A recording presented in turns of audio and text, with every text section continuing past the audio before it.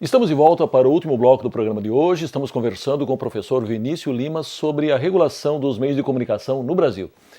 Professor Vinícius, nos últimos anos, a Venezuela, a Argentina, a Bolívia e o Equador aprovaram o que nós falamos há pouco, marcos regulatórios que dividem as frequências em três partes iguais destinadas à mídia pública, à mídia privada comercial e à mídia estatal. Esta seria, na sua opinião, uma forma acertada de democratizar o acesso ao direito à comunicação da sociedade? Eu gostaria também que o senhor enfatizasse bastante a proposta argentina, que me parece, aí, pelo que a gente andou vendo, uma proposta mais avançada. Com certeza absoluta. Eu acho que é um avanço fantástico, apesar de conhecermos pouco sobre o que foi de fato feito.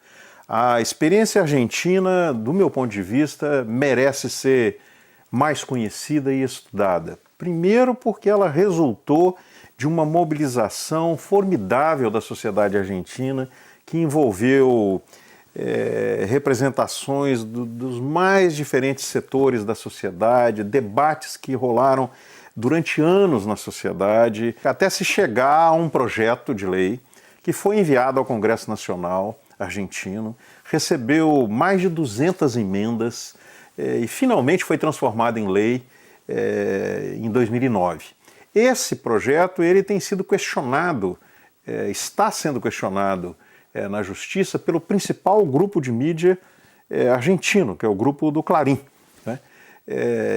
Na verdade, espera-se uma decisão da Suprema Corte. Houve uma audiência pública que ouviu os representantes tanto do Estado quanto do Clarín, quanto um representante do mundo acadêmico, sobre os pontos da lei que estão sendo questionados.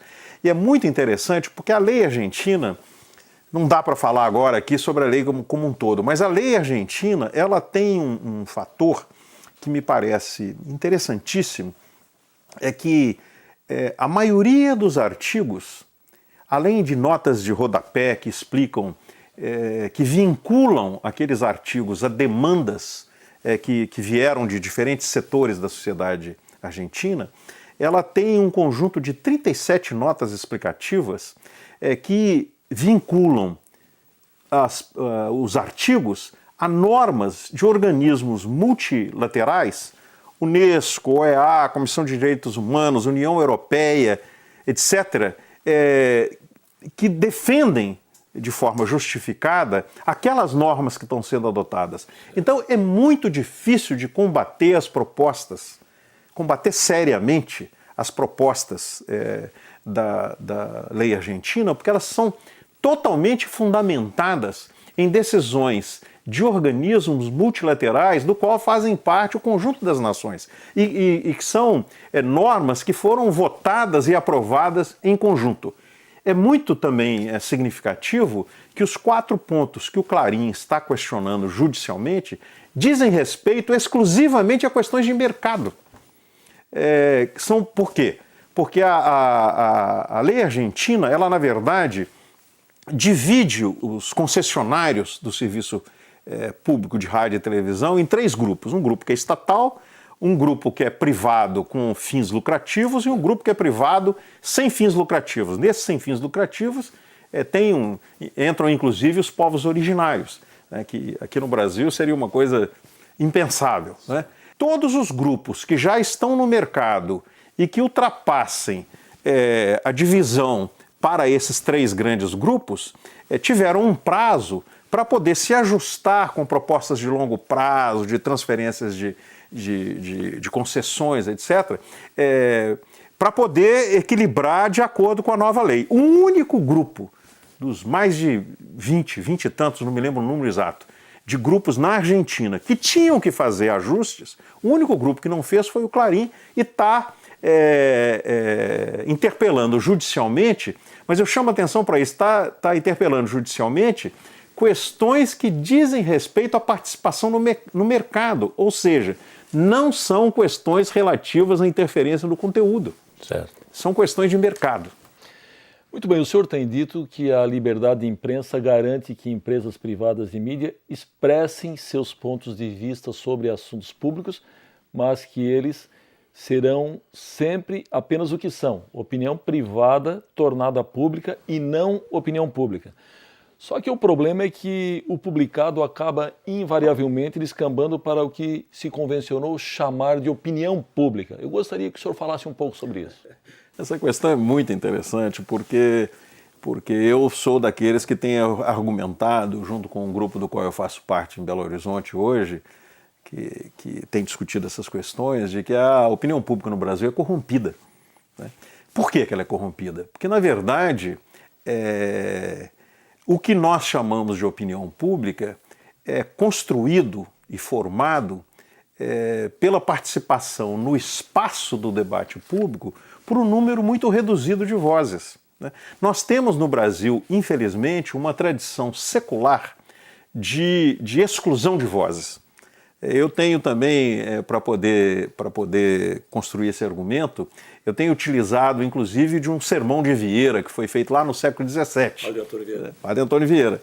Lá em 1640, ele fez um sermão maravilhoso, em que ele fala que o grande mal do Brasil, a grande enfermidade do Brasil era não ter voz. É claro que ele estava falando isso num contexto completamente diferente, era o contexto das invasões holandesas na Bahia da época, né?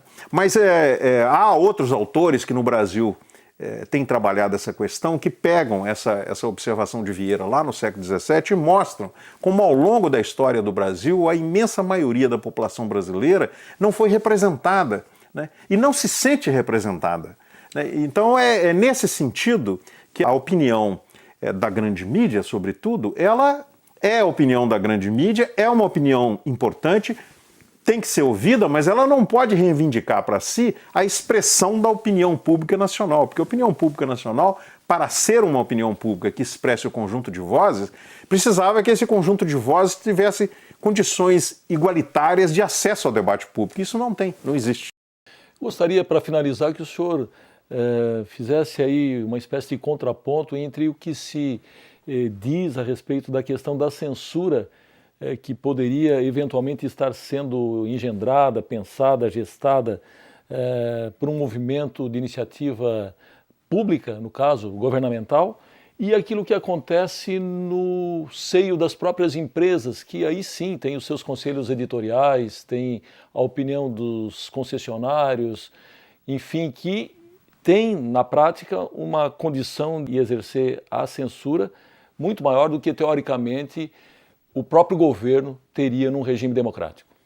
Essa é uma questão fundamental, né? E não sei se vou conseguir respondê-la rapidamente, mas de qualquer maneira, o que está por trás dessa visão é uma visão de liberdade negativa, né?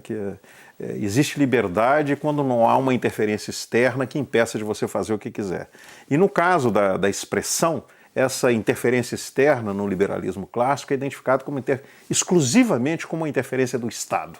Então, o principal adversário da liberdade, sobretudo da liberdade de expressão, é o Estado. Acontece que mesmo dentro do liberalismo, eu vou citar um autor americano importantíssimo, contemporâneo, que é o Owen Fix, que é um professor da Universidade de Yale. Ele tem um livro interessantíssimo que chama A Ironia da Liberdade de Expressão. E nesse livro ele desenvolve o argumento que o Estado, ao invés de ser o adversário da liberdade de expressão, ao contrário, na jurisprudência, inclusive, que se formou na Suprema Corte Americana, ele tem sido o garantidor da liberdade de expressão, exatamente para aqueles grupos que, sem a garantia do Estado, não conseguem se expressar no espaço público. Então essa é uma visão equivocada, doutrinária, ideológica, de um liberalismo superado, inclusive num país de referência como os Estados Unidos. Muito bem, professor Vinícius, nós gostaríamos de estender bastante essa nossa conversa, mas infelizmente o nosso tempo está esgotado. Muito obrigado pela entrevista. Obrigado a você, Vanderlei. Chegamos ao fim do nosso programa. Hoje conversamos com o professor Vinícius Lima sobre a regulação dos meios de comunicação no Brasil. Voltamos semana que vem com mais um tema do seu interesse. Até lá!